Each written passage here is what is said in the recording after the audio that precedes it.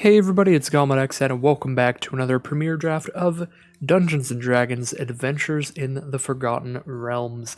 And in today's pack we have Triumphant Adventurer, which seems like a fun rare to try out here. White and a black for a 1/1 Death Touch as long as it's your turn. It has First Strike as well, and First Strike Death Touch is a really potent combo, meaning you get to deal damage before most creatures deal damage, and when you deal that damage you Death Touch away whatever you've dealt damage to, so this is incredibly hard to block, and every time it attacks you're venturing into the dungeon, so this gives you great value as you're digging through the dungeons, such as Dungeon of the Mad Mage here.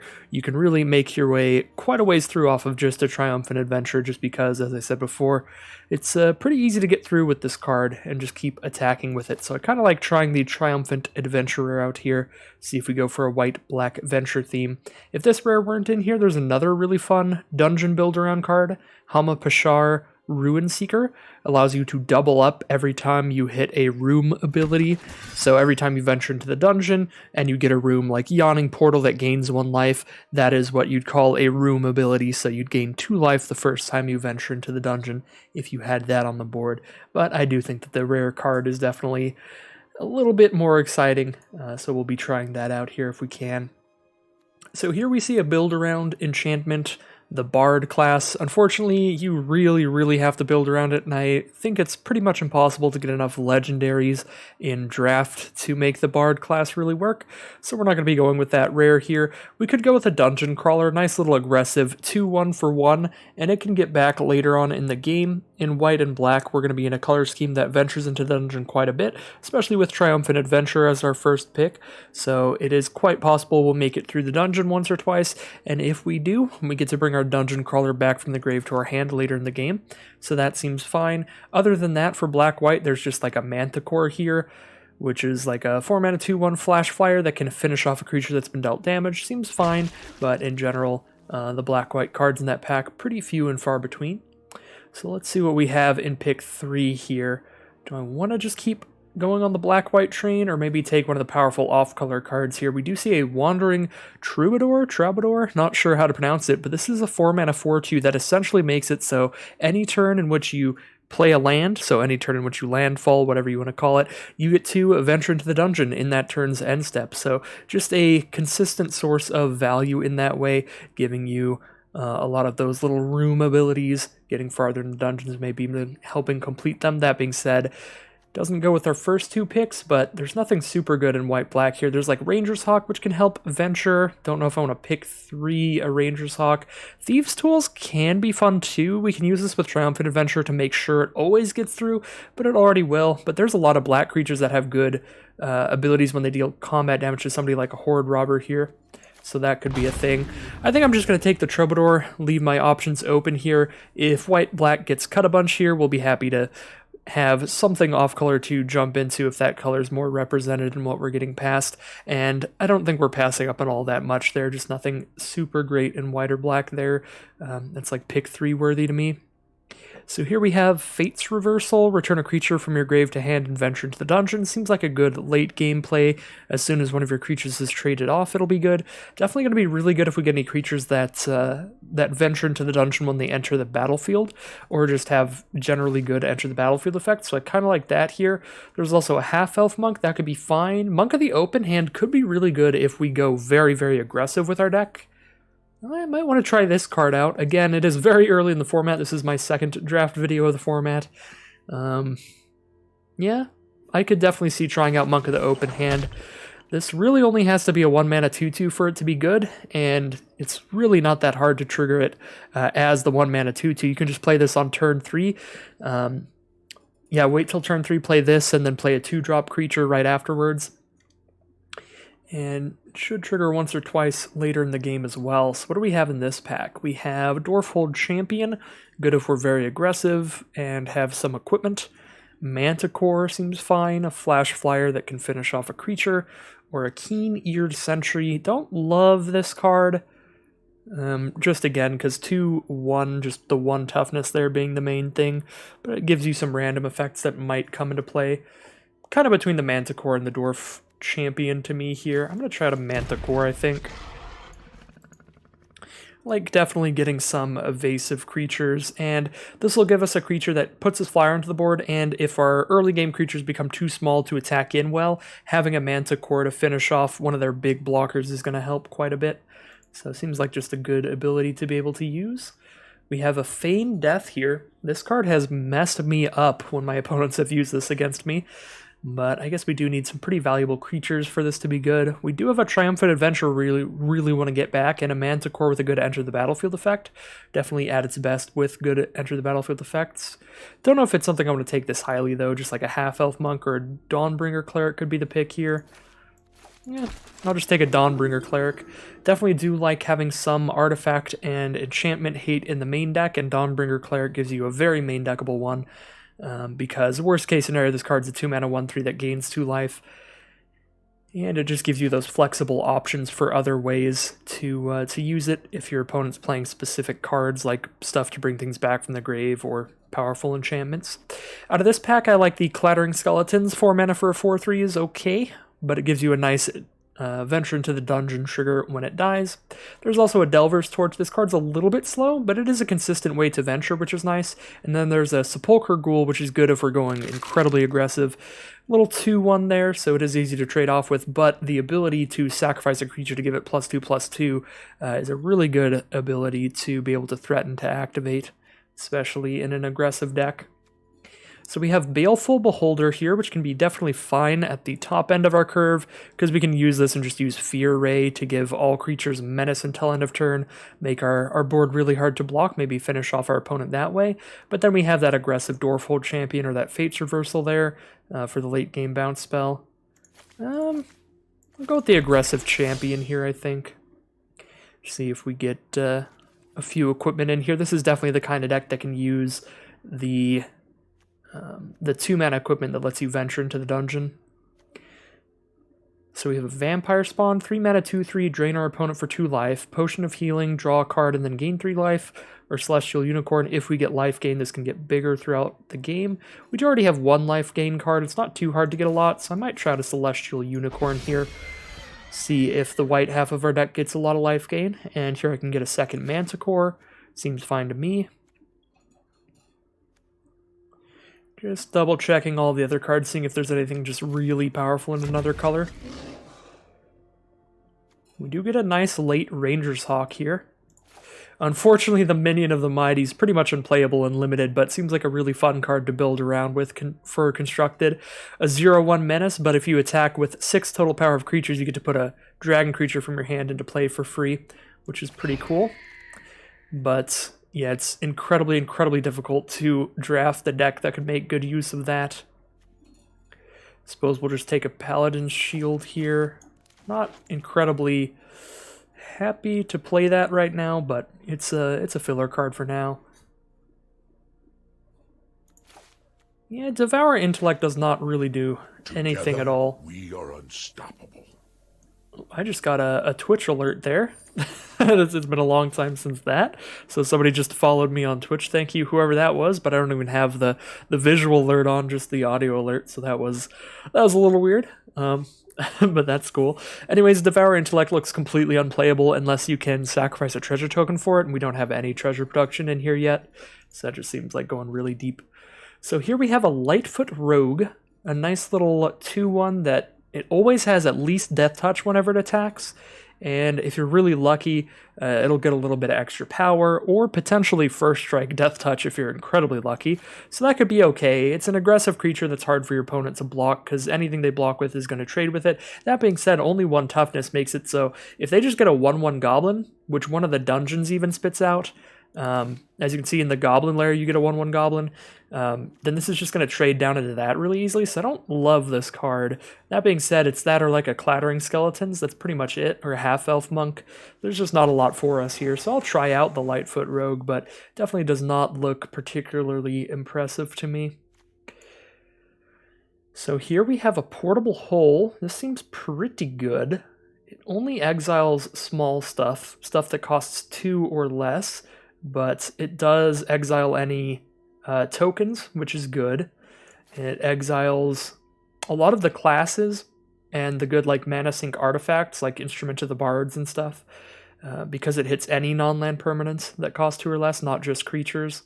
So I think this is definitely still perfectly main deckable removal and should hit a lot of things. So I'm going to try the Portable Hole here. If that weren't in this pack, I'd probably take the +2 mace. This seems like a pretty decent equipment to have, giving +2/+2. It does cost 3 to equip, but +2/+2 is a pretty big buff.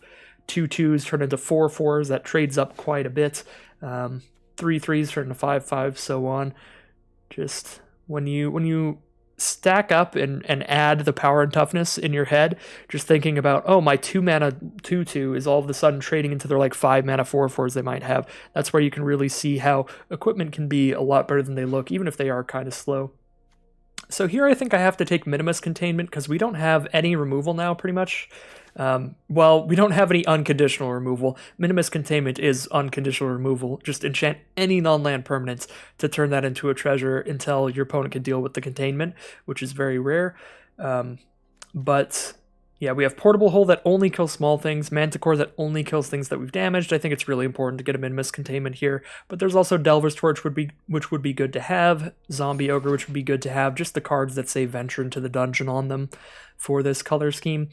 That being said, I don't think I can take those over the containment. Now we have Divine Smite, which just temporarily phases out a creature, or if you're targeting a black creature or planeswalker, you get to permanently exile it. Does not seem main deckable to me. Ray of Enfeeblement seems probably more main deckable than that one. No matter what, it's giving -4/-1 for 1 mana, which can definitely kill a creature during combat. And if you're targeting a white creature, it gives it -4/-4, which can kill a creature at basically any time. So that seems pretty solid to me.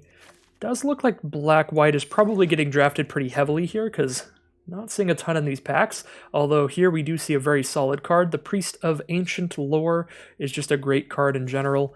3 mana for a 2/1, gain a life and draw a card. Just a lot of value off of this for the cost. It is definitely always great to get a creature like that that'll draw a card when it comes into play and it'll replace itself with the next card in your deck. Yeah, pretty happy to take the Priest here. We have Evolving Wilds for mana fixing. I think I'm pretty fine with that. It's that or a Vampire Spawn. Vampire Spawn's not super exciting here, although it does trigger our Celestial Unicorn, which is kind of cool. Yeah. Don't really like the Warlock class. This is one of the classes that looks like it costs quite a bit of mana to do much. And even when you have it at level 3, you have to be dealing damage to your opponent to stack on extra stuff. To stack on extra damage, so you already have to be in pretty much a winning position. Alright, we don't actually have that many good 2-drops. Like, I don't want to play the Shield, and I don't want to play the Potion of Healing. So I'm thinking about a Hired Hexblade here, just to get more early game creatures, just curve out quite often, but Planar Ally is going to be great at the top end in this deck, or the +2 mace later on. Yeah. Try out the Planar Ally here. It might be a little bit slow for this deck, but we are trying to venture a lot, and this is a consistent way to do so, doing it every time it attacks, just like our Triumphant Adventurer. Now we just have a Clattering Skeletons. I think I like that better than the little 1 mana 1/1, although the fact that this gives you a treasure token, even if your opponent doesn't have a good creature to give -1/-1 to, is pretty exciting. Usually those little 1 mana 1/1s like that have only the one effect there. So we have a little draw spell of Deadly Dispute. That might be okay. Or just a big old mana sink 5-drop. I don't love that. Or Half-Elf Monk, but we already have 4 4-mana cards.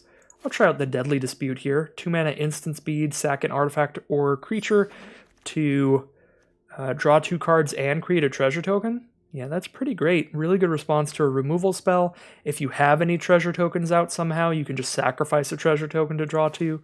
There's a lot of decent ways to combo with this card in this set to make it just a pretty powerful draw spell for cheap. So that seems pretty cool. Blink Dog, we definitely want some equipment or +1/+1 counters to make that work, but the Herald of Hadar looks pretty unexciting to me. Does give us a mana sink if the game goes really long, but just a lot of mana to even get it out in the first place. Definitely a much bigger fan of the Zombie Ogre as a 5-mana card for this deck. Pretty easy to just attack in early in the turn, have some creatures die, and then afterwards plop out the Zombie Ogre, get that Venture trigger immediately the turn you play it. Start digging farther into the dungeons. Probably by the time you're playing a Zombie Ogre, even just complete a dungeon there. So here we do have a Grim Bounty, which is a great common removal spell that I do want to mention before I take the big old bomb rare, incredibly powerful card, Asmodeus the Archfiend. 6 mana for a 6/6. If you would draw a card, exile the top card of your library face down instead, so they all just get tucked away under Asmodeus, and you can spend a black mana to return all the cards that Asmodeus exiled back to your hand, and you lose life equal to the cards you returned. So now instead of drawing a card per turn, you do have to dig them out from under Asmodeus if you want to draw those, but you also have the ability to just spend 3 mana, 3 black mana, so a little difficult to get it. It's triple black, not just like 3 generic or anything, but it's still 3 mana total to draw 7 cards. So if Asmodeus doesn't die the turn that you play it, it's very, very unlikely you will you'll lose that game because you'll just have so many cards to play around with.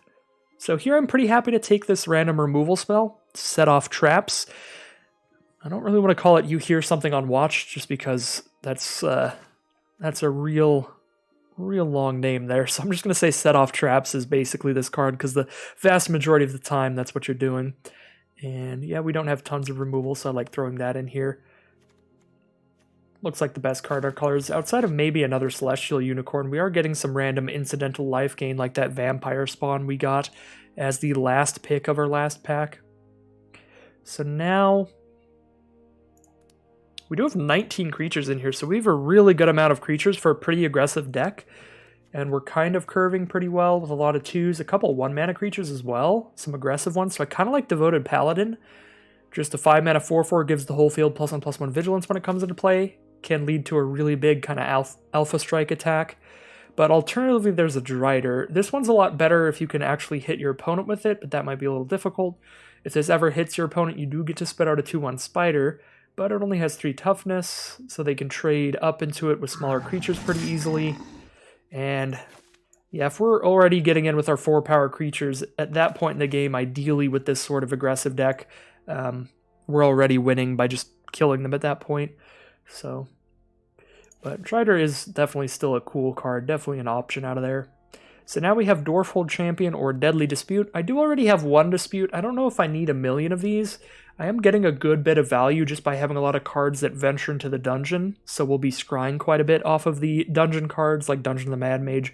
As you can see, Scry 1, Scry 2, Scry 3, Lost Mine of Phandelver has a Scry 1 and a draw card on it, so I don't need a ton of value stuff like the Deadly Dispute here. I just want to make sure I have plenty of aggressive creatures on curve, so I'll take that 3/1 there. Flump is definitely a card for really slow decks, not really for us.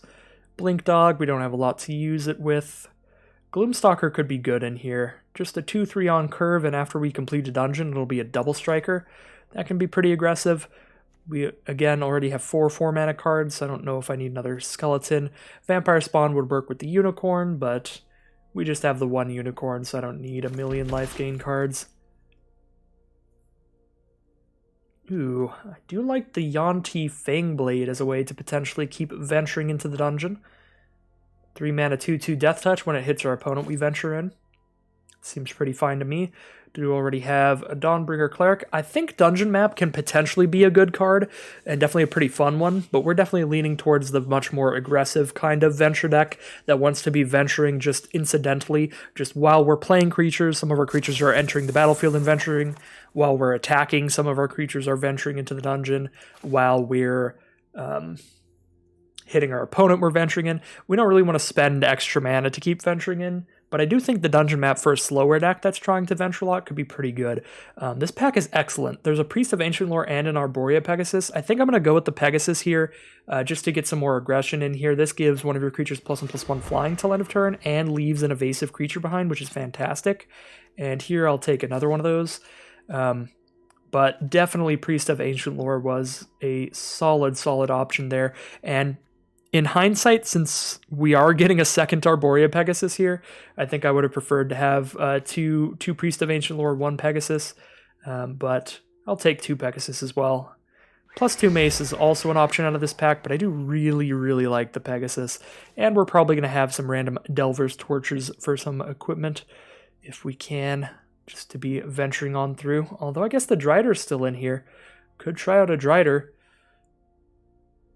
Now let's stick to the delving theme. Get in there.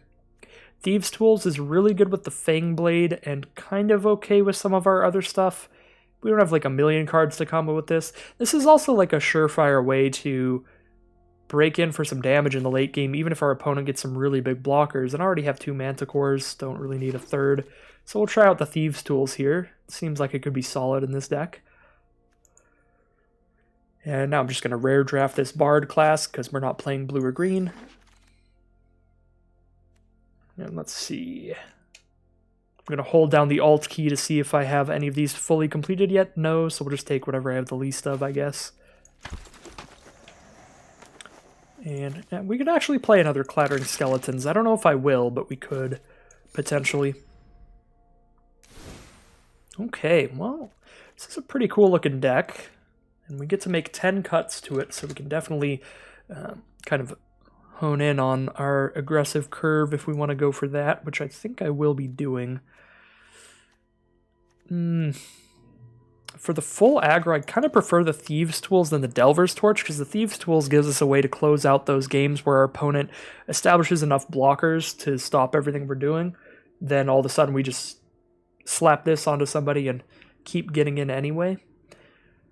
I do think the Delver's Torch is solid. I've played against it quite a bit. So I don't think that's unplayable, but I think Thieves' Tools makes a little bit more sense in here.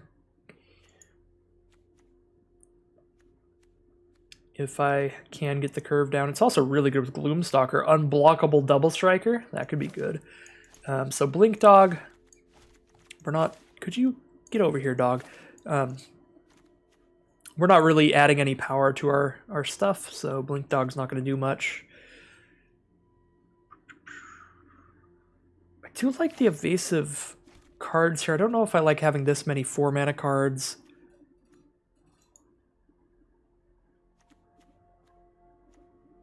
Don't have a lot going with the Unicorn. Could definitely see cutting the Dawnbringer Cleric, although... does give us that enchantment hate in the main deck. If our opponent uses Minimus Containment, then we'll be very happy to blow it up. And if they use any of the new classes, like the Bard class, we'll be happy to have a way to blow it up. There's the Bard class there.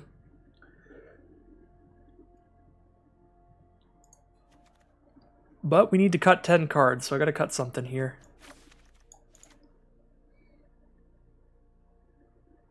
Kind of want to cut 1 Manticore, 2 Skeletons, and just like try one of each and see which one ends up working better. And then we can edit the deck as we go based on what's performing really well and what isn't. We have 2 more Skeletons to throw in if they're doing really good, or a Manticore if we just need more flyers in here. And maybe the Arborea Pegasuses just suck and I'm overvaluing them, and then we could cut those and throw 1 of each of those in, so on. Yeah, I need to cut a lot of stuff, so I'm just going to cut the stuff that I set aside instinctually there. We have 20 creatures still.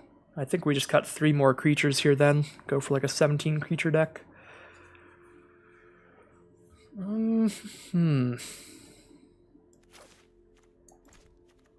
I do like a Devoted Paladin and Baleful Beholder as kind of big late game creatures that have an enter the battlefield effect that allows us to get a really good attack off the turn we play them. I don't know if I want both of them in here. They are a little bit redundant, and we have like 3 5-drops and 2 6-drops, which is kind of a lot when we have basically no ramp and a lot of early creatures trying to curve out. Yeah, I think I want to cut 1 of the 5 or 6 mana cards here. I'm thinking of cutting the Beholder, but I suppose Beholder gives us a main deckable enchantment hate card as well. Weirdly enough, black gets an enchantment removal spell here in the Baleful Beholder.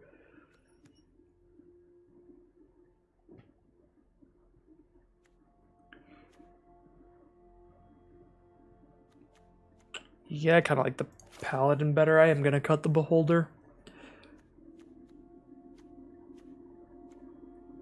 And since we don't have the Unicorn anymore, Vampire Spawn's definitely less exciting. And then one more card to cut.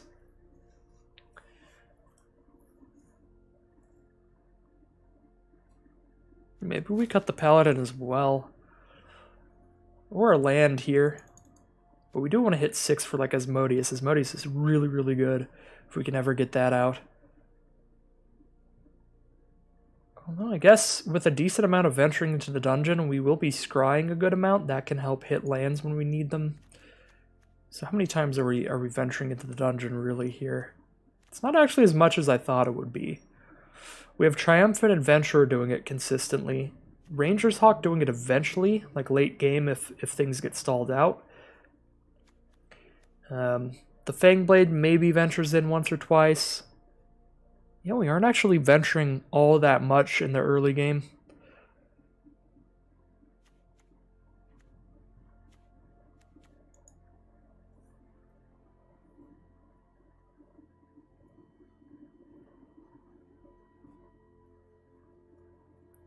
So I don't know how consistently we'll be scrying with stuff like the Lost Mines of Phandelver, the Cave Entrance, and the Temple of Dumathoin? Wow, this set is going to be a disaster for my pronunciations. Dungeon of the Mad Mage, that's the one that really scries the most. Scry 1, scry 2, scry 3 as you go farther in.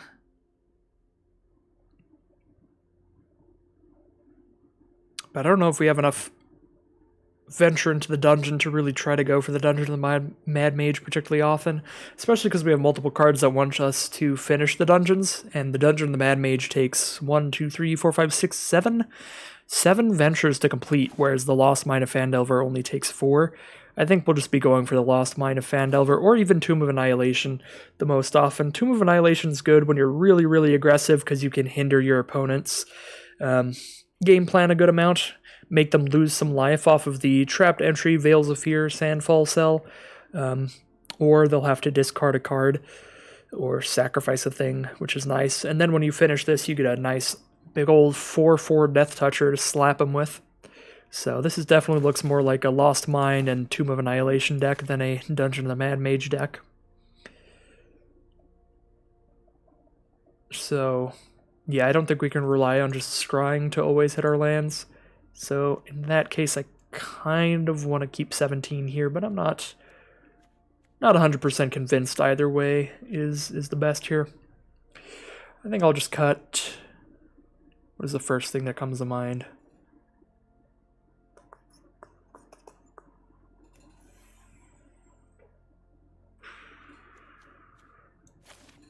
Am I just going to cut the Devoted Paladin?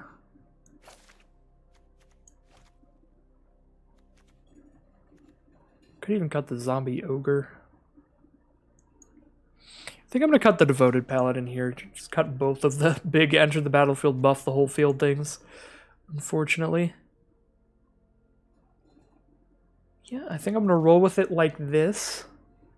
But we definitely have options for some rebuilds as time progresses, if I ever remember to do that. But here we are, venturing into the dungeon.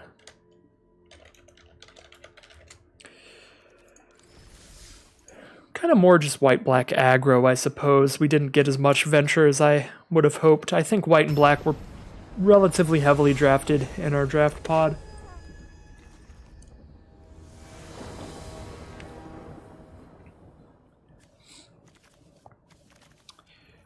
Alright.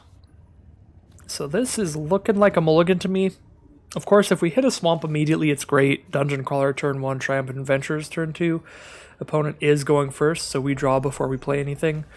But I think our deck, with our general curve and our game plan, wants to consistently play a lot of cards in the early game, and if we stumble at all on our mana here, we're going to do nothing for quite a while, especially if I just draw a couple planes. So I'm going to go for a mulligan here.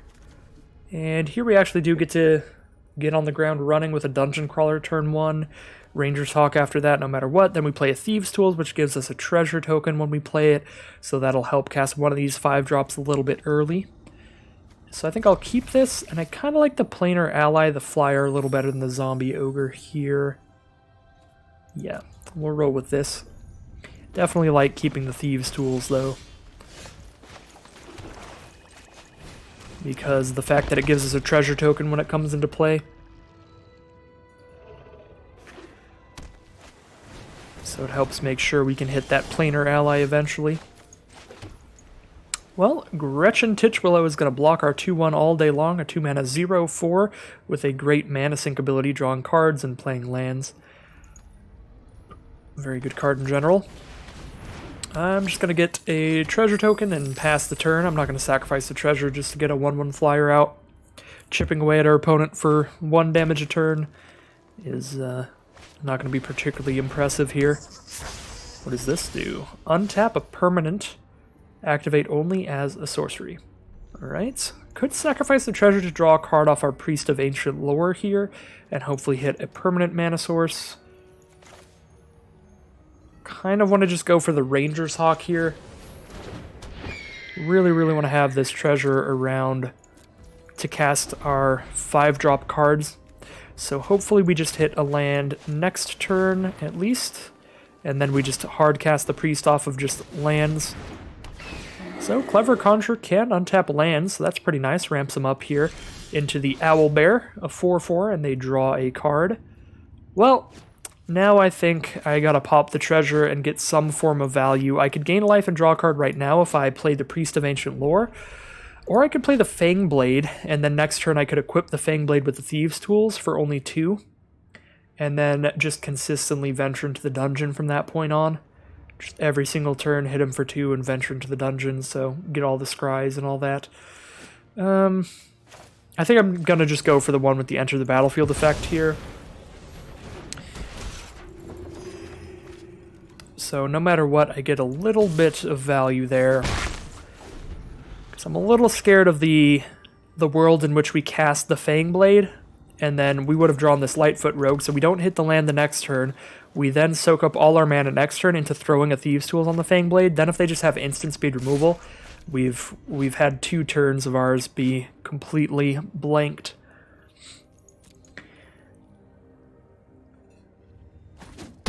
So the fact that this requires 2 turns of setup to get to just the initial scry 1 there means I prefer to just draw the card up front here. Oh dear. This may be a bad time for us. So we can give something unblockable with the Thieves' Tools, but none of our creatures have abilities when they hit our opponent.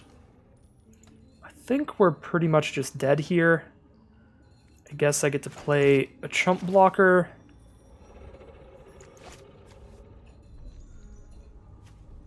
A 1/1 chump blocker or a 2/1 chump blocker here are my options, unless I want to just start hitting them for 2 for no great reason. I think I'll just play my most expensive creature here.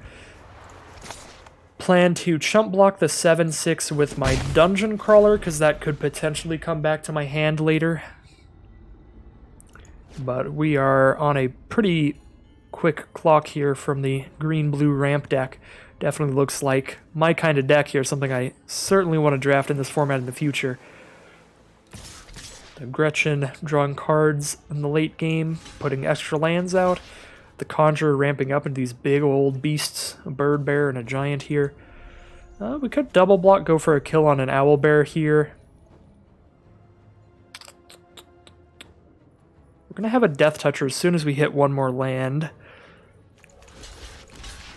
Yeah, we're definitely hoping for no tricks from our opponent here. But I think I gotta try to get some of this power off the board. Otherwise I'm gonna keep getting edicted. Getting forced into some pretty bad blocks. Alright, well they have the instant speed fight spell. Oh, it's not even a fight spell, it's just deals damage. Ooh, this card's insane.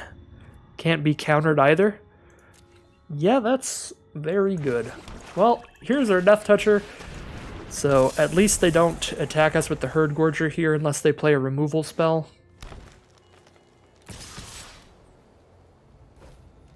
Do we actually get to kill the Herd Gorger? I would be very happy if that is the case.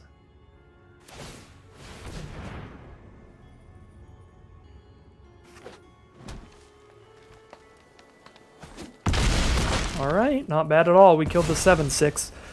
But they have 7 power on the board. We're at 10 life. We're dead in 2 turns. There's our 4 mana, so we know we get to play a Manticore in the future. So this turn I think I want to just play multiple creatures. I'll play the Monk first, so that it'll get a +1/+1 counter here. Now I can threaten to double block their 4/4 with a 2/2 and a 2/3, and I'll only lose one of these creatures off that block. I won't make that block if they make the attack because I have the Manticore coming up. But we'll definitely be going for the Manticore next turn to try to kill the Owlbear. Yeah, I think this has very high chances of going poorly for me if they have another Hunter's Mark style card. I suppose, I mean, it works pretty fine if they don't. They kill the 2/3 here.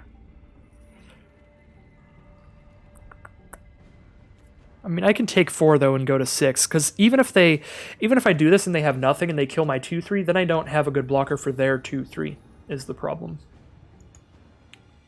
So yeah, this is pretty fine. Just take it here. Go to 6.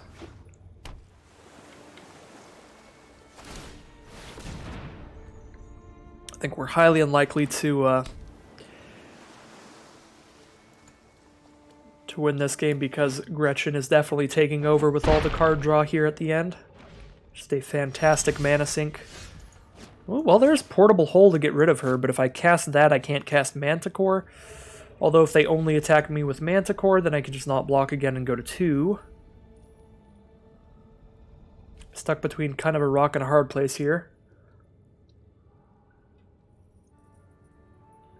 Neither of these are great options.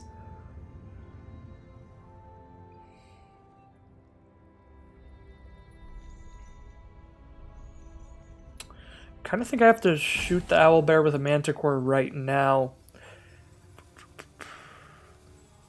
If I don't shoot the Owlbear with a Manticore this turn, I'm going to have to double block the Owlbear this turn. Because if I don't block it and I go to 2, I can't even trade up into it with the Monk and the Manticore. Because it tramples over for the final 2 damage if I try to put my 2/2 on it next turn. After going to 2. So I think I have to just do the Manticore over the Portable Hole.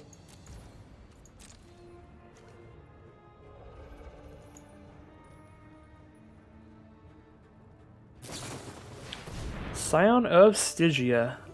That puts us pretty dang close to dead. But with Manticore we get another blocker. But now we're going to have to flash in the Manticore before damage, which is pretty terrible.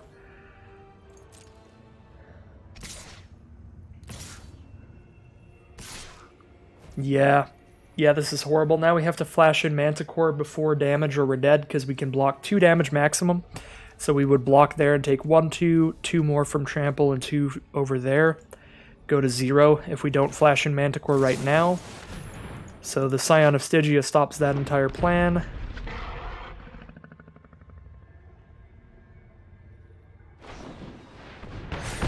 Just have Hunter's Mark as well. That's incredibly lethal. That was a fantastic green-blue ramp deck from our opponent. Definitely just slap us around there. I am surprised we lasted as long as we did, because they drew a lot of cards there. Definitely did flood out a bit on their Gretchen. I am sure they could have killed us much faster if they had some better draws there. Alright. Heading on into round 2 then. This is definitely a much better start than last game. We know we hit at least 3 lands. As soon as we hit 1 more land, we get a Pegasus coming out. We have great interaction here for cheap. Do I want to just get rid of that Dryad so they can't ramp up here? If I don't do anything about the Dryad, I'm not casting anything for a while anyway. I don't know which one of these I want to use here. Portable Hole can only kill small things, but kind of same with Rave Enfeeblement unless they play a white card here. Do I want to just offer the trade? Not particularly. I don't have enough venturing to complete dungeons often. I'm going to go with the Rave Enfeeblement here. This could be wrong. We'll see. If they immediately play a Plains, I'll be very sad.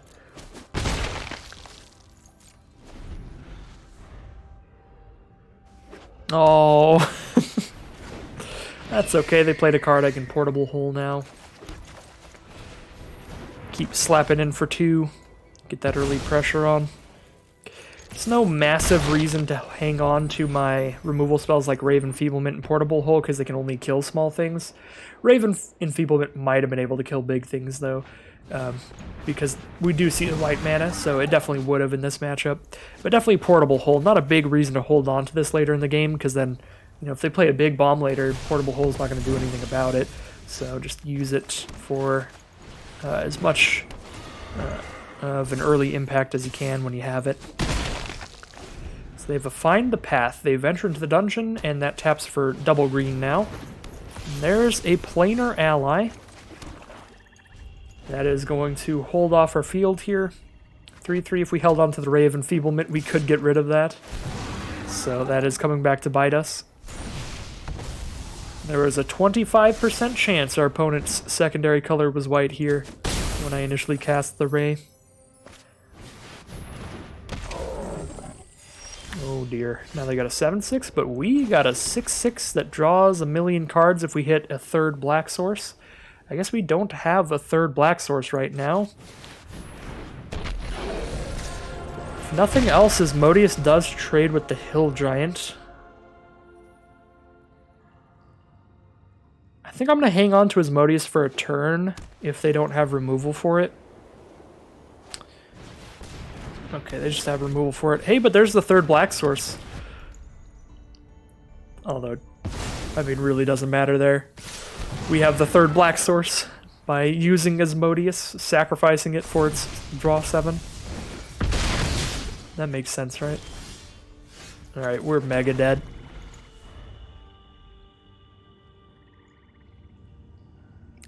Another green-based ramp deck here. Just slamming us with a 7-6.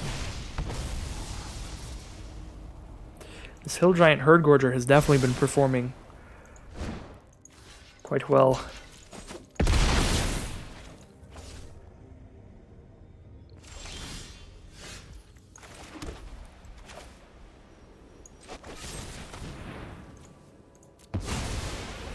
Let's see what we draw into here. Clattering Skeletons. At least we venture into the dungeon when that dies, so we chump block. Or they're going to draw 2 cards next turn. They get to go into the Runestone Caverns. Or they get to make 2 1/1s when we're at 1 life. Either of those is pretty bad for us.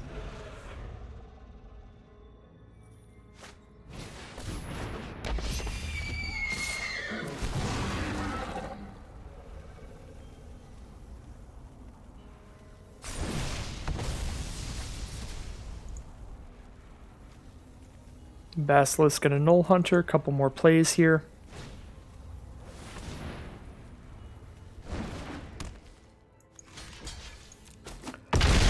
Just gonna go right into the Lost Mines of Phandelver so I can scry 1. I could go into the Tomb of Annihilation and just end it right here.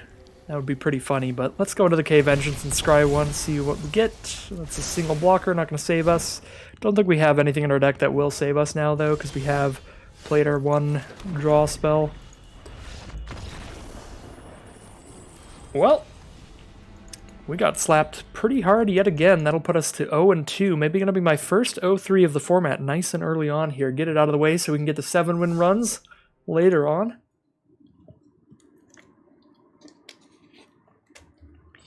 We got some pretty decent pulls for our collection out of this draft, at least. Got to rare draft a card or 2 at the end that we're not even playing. I think just the Bard class, but Certainly a cool card to have. Look, it's pretty much the same hand as last time here. But now we are on the play, and maybe I'll hold on to the Ray of Enfeeblement until I see both their colors. Shambling Ghast's pretty great against our 2-1. They trade with it and get a treasure token. Even if I kill that with something, they can just give this -1/-1.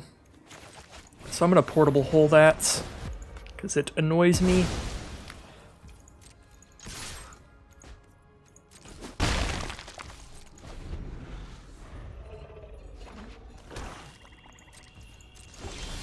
Alright, no play this turn.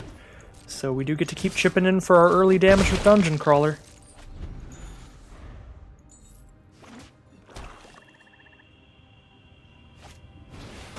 Demogorgon's Clutches. Discard 2, mill 2, lose 2 life? Sure.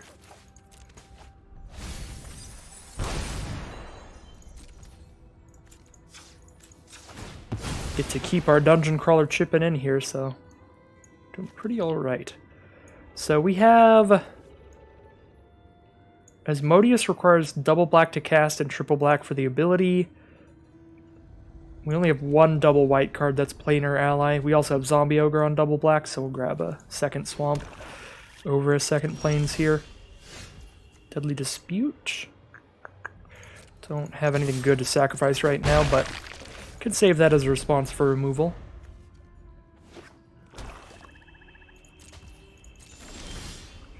There's our 4th mana. We can get a Manticore out in their end step if nothing else. Start attacking in the sky as well. Alright, our opponent has found the second color of mana. They are black and blue.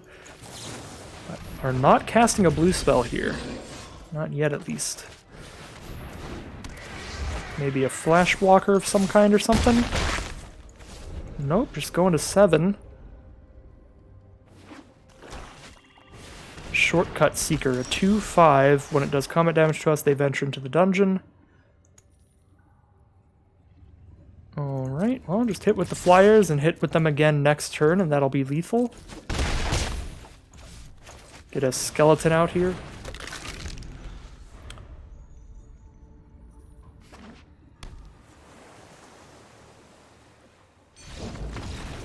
Alright, and they scoop him up, so it looks like just a unlucky game for our opponent there. Did not have much to work with.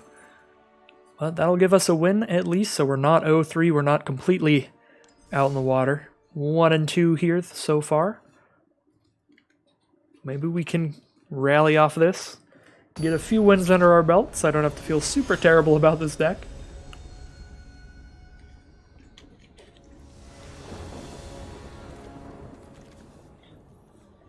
Alright, well this looks like a mulligan to me. And this is a keep. Slow hand, but we've got both colors of mana, few lands. We have early interaction if our opponent's trying to beat us down, and Priest of Ancient Lore was a fantastic draw. That makes this hand look very good.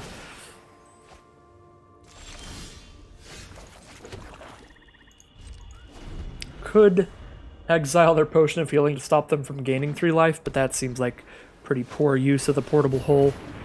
There's a dungeon map for our opponent. They're the white-blue venturing into the dungeon deck, so I would expect them to start using that anytime they've got the extra time to do so. Very fun card. Right, and an Eccentric Apprentice. A venture into the dungeon, beginning of combat on your turn if they've completed a dungeon.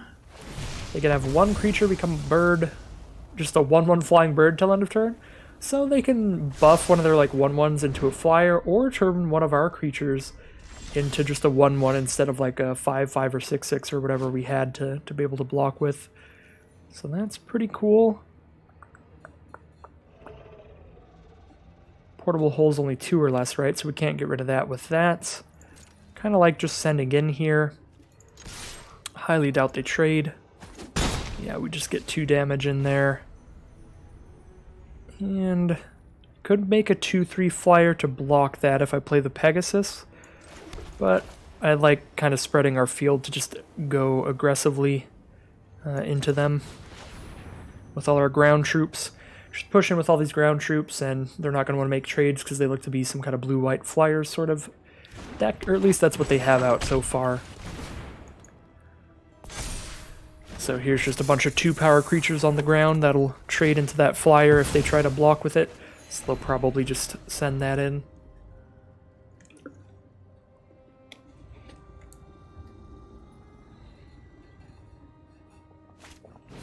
And there's a Mimic. They can turn that into a 3/3, and there's a portable hole to get rid of the Monk of the Open Hand so it doesn't get any bigger later. Mimic costs 2 mana to make a 3/3 until end of turn. They only have 1 mana up, unless they sacrifice the Mimic, so the Mimic can't block here. So I like buffing the Fang Blade, so the Fang Blade can attack without any fear of it dying. And then we just attack all. Because a 2/2 can't kill our 3/3 here. Yeah, they take it, we venture into the dungeon. Gonna choose the Lost Mine of Phandelver here, get some scry going. Thieves' Tools? Well, I don't want that, but I'm gonna just go ahead and shuffle with Evolving Wilds anyway, so I guess I'll just scry to the top.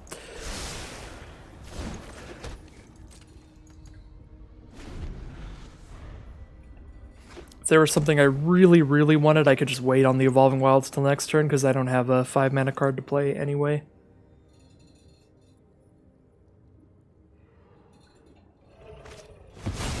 Adult Gold Dragon, 4/4 Flying Lifelink Haste. That is pretty good. I am going to do everything I can to Manticore that thing to death. So we're going to want to get into combat with our Pegasus on that when we have 4 mana up. Got 6 mana. We could play Asmodeus here, but then they just keep slapping us with this Gold Dragon. There's no way we can outrace that.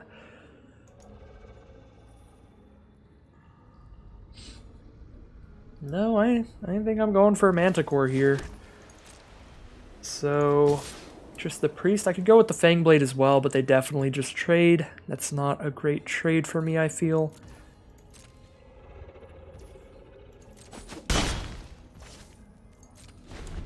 And Thieves' Tools was, like, okay in this situation, because we could have just dumped all our mana this turn into throwing it onto the Fangblade. But against this Gold Dragon, I'm definitely playing Manticore this turn, then I'm playing Asmodeus next turn.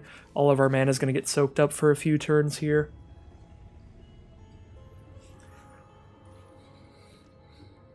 The 6th land is definitely better than the Thieves' Tools. Rime Shield Frost Giant, a big old annoying blocker it looks like, and they pass to my turn.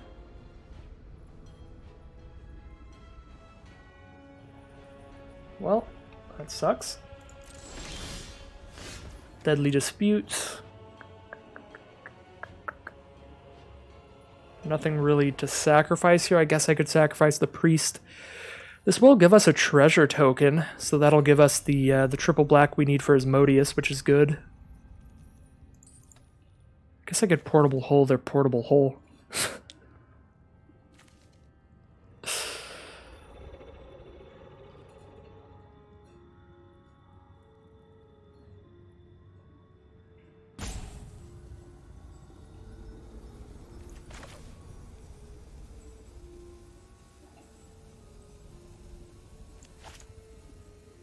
Do I really want just a 1/1 right now? Not really.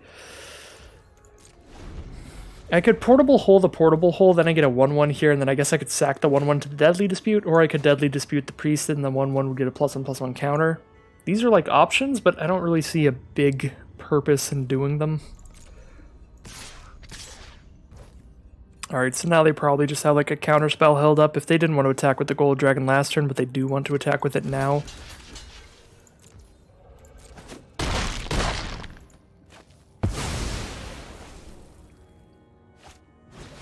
Okay, nice, they tapped out, so now we'll Manticore that dragon. Alright, so that worked fine.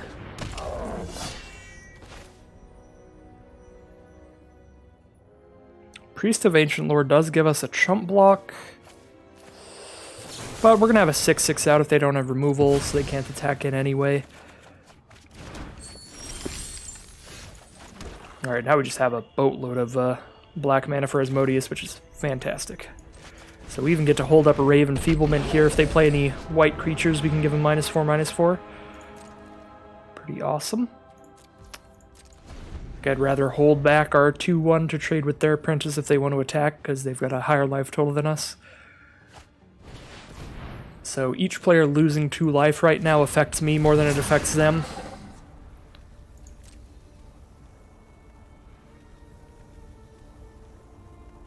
So the apprentice venturing farther into the dungeon, creating a 1/1 or a treasure token for our opponent.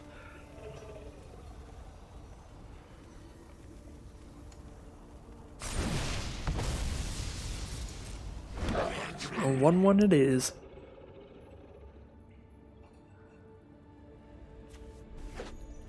It's 3 extra mana to target the Frost Giant.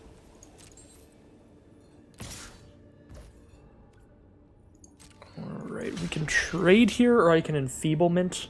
Trade my Rave Enfeeblement for that. Yeah, I'd rather trade the Rave Enfeeblement than the Manticore.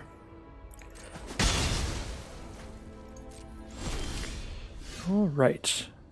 Let's draw 7. Thank you, Asmodeus. Now let's put all that in our hand. Thank you, Asmodeus. So we did take a lot of damage, which is scary. But now we can just dump a bunch of stuff onto the board.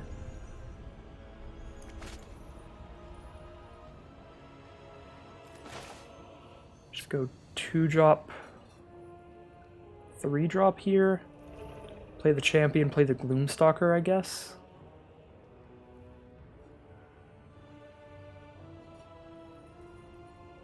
Thieves' Tools is probably our best way to try to close out this game, but they're at 22, so even then it's not great. Portable Hole doesn't do much for us. Clattering Skeletons doesn't do much against a 4/5. Do we start attacking with Asmodeus? We don't have enough to block with on the defensive right now, so I don't think we do. Now let's just get a few solid blockers here. And then I guess we can send in Asmodeus here. We gotta put some pressure on them. If they go for the kill on it, that's fine, because the only way we're drawing more cards off Asmodeus is by paying more life, and we're down to 9. So I definitely can't do a draw 7 with Asmodeus anymore, or I'll just kill myself. So let's hit the Rime Shield Frost Giant here. And now we hope to just plop out the rest of our hand and just start attacking with more stuff than our opponent has. But yeah, Asmodeus wasn't drawing us any extra cards at that point, because the only way to draw extra cards with Asmodeus is to spend the triple black and draw 7 total. So the only real purpose to leave Asmodeus around is just to have a 6/6 on the board. Alright, well, they did make it to the storeroom to get a +1/+1 counter on the flyer. That puts us down to 6 here. That is not great. Alright, so we can Clattering Skeletons, Thieves' Tools, Dungeon Crawler, and Portable Hole.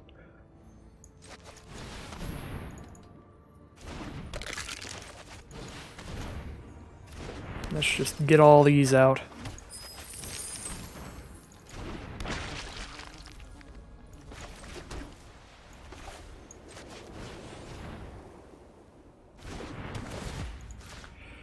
Clear out the blockers. Could Portable Hole the Portable Hole, get our 1/1 back. Which I guess would be a 2/2 here if we did that earlier. That would be fine. Am I ready to chump block the Apprentice? Or do I take 3, go to 3 life? Going down to 3 is extra risky, because then if I draw a removal spell, I'll die the turn after that.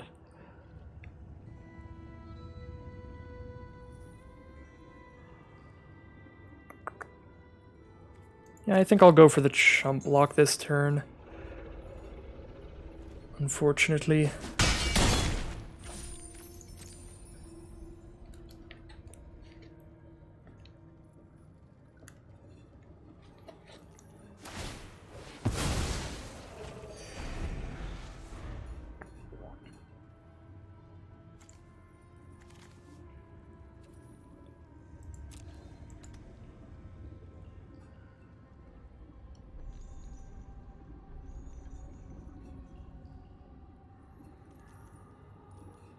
3 cards in hand, 6 mana up. Lots of venturing they could do with the dungeon map.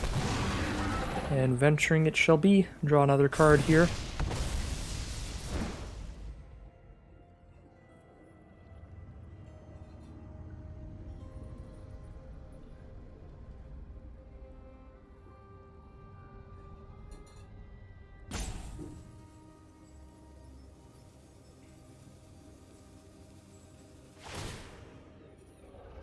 They have now completed a dungeon, so they can make something a 1/1 flyer till end of turn if they want. Make the Manticore an even smaller chump blocker. Displacer Beast. Venture into the dungeon, they can keep throwing it back in the hand to keep recasting it and venturing deeper into the dungeon.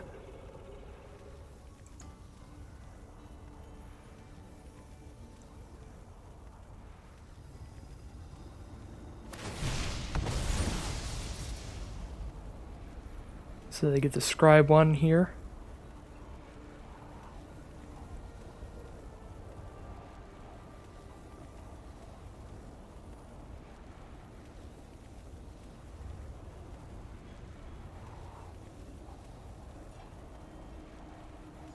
So I don't even know if I want to throw my Thieves' Tool on anything, because everything fights super fine here.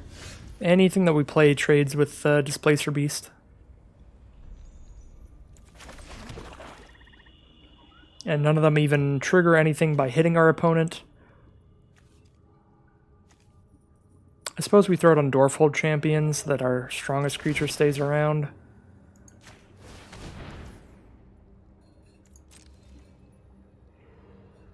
Two, 3, 4, 5, 6, 7, 8, 9, 10, 11. I can attack all and then they'll just crack back for lethal.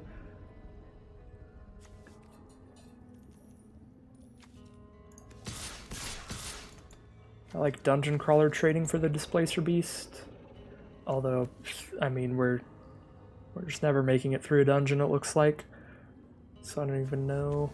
It is also just our weakest creature, so it's a fine trade. Yeah, we'll just do that. Save our weakest creature to trade for Displacer Beast if they crack back at us. They are taking the trade. So we venture farther in. Let's get more creatures out here. Get our Ranger's Hawk down. With Ranger's Hawk, we know we get to go to the storeroom or Dark Pool next turn if I don't chump block with it. So we can get a +1/+1 counter on a creature, but we can't quite make it through the dungeon. Could move the Thieves' Tools there if there's anything I'm gonna want it on in the future, but I think I have boatloads of mana. I think I'll probably be fine. We've already used our one draw spell in the deck again, the Deadly Dispute.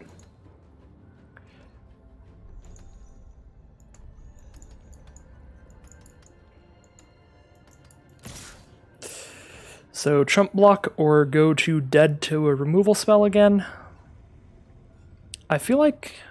I guess I can only venture into the dungeon as a sorcery on this card, so even if I don't chump block here, it's not like I get to venture. Because if I venture, I tap this down and don't have a flyer to block the Apprentice. I think I have to just block again. Monk class. Second spell they cast each turn costs 1 less to cast. They can return a non-land permanent to its owner's hand and kill our goblin permanently. And at the beginning of their upkeep, they can exile the top card of the library. And they can cast that spell as long as they've cast something else that turn. So they get to start basically drawing 2 per turn. They draw per turn and then they exile 1. And the exiled card, they can only cast it if they cast something else first.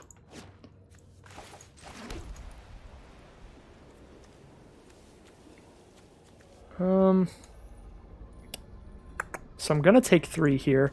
They have Oswald Fiddlebender that can magical tinkering to turn the dungeon map or the portable hole into a different artifact. They're at 15. It's not lethal unless they buff their stuff somehow.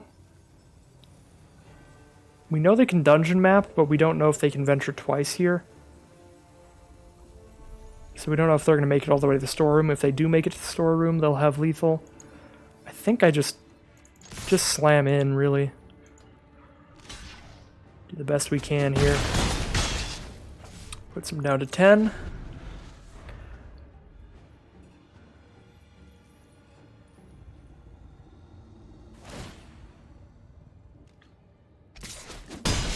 Now we're down to 3. They level up the monk class so they can draw 2 next turn. Well, they still have 3 cards in hand. If they can't do anything else, they can at least just venture here with the dungeon map again.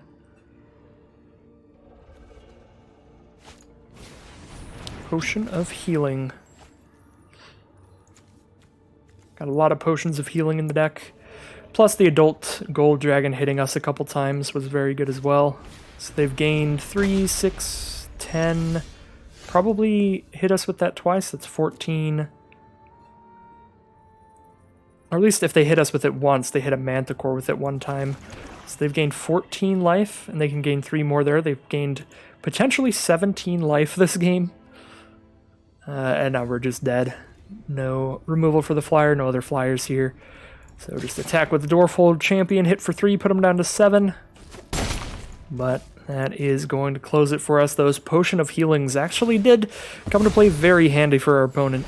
Just tons of life gain keeping them alive here. Otherwise they would have been at -7 by now. If these were just like, I don't know, opts or something. And then the Gold Dragon was just a flying haster. So, yeah, Potion of Healing, definitely a card I haven't considered running in this format before, but now that I've played against this deck, all that life gain did definitely stack up here. And they replace themselves, they draw that card when they come to play, so our opponent made some great use of them. And won in the long run thanks to a myriad of life gain on their field. So that'll put us to 1 and 3 with this white-black Venture deck, featuring very few Venture cards, unfortunately. I think we still got some pretty decent cards late in some of the packs, which was weird. Like, I think Priest of Ancient Lore we got pretty late, the Arborea Pregases we were getting pretty late, but I think it's just early enough in the format that I'm not 100% certain on what people take super highly and super lowly, what the general signals are with people passing stuff. So I think if I were more in tune with that, it would have been more apparently obvious earlier on that white-black was pretty heavily drafted here. But I definitely did realize it towards the end of the draft. Although, stuck to our guts here, did not quite pan out in the long run, leading into a 1 and 3 run. I think the deck is still okay. Probably just more on the mediocre end. I don't think it's a good deck, but I don't think it's a horrible deck. We've got a big bomb in Asmodeus, of course. We've got just a lot of random little creatures to curve out with, and we've got a couple decent removal spells, Minimus Containment, Set Off Traps, Portable Hole, Raven Feeblement, all that kind of stuff.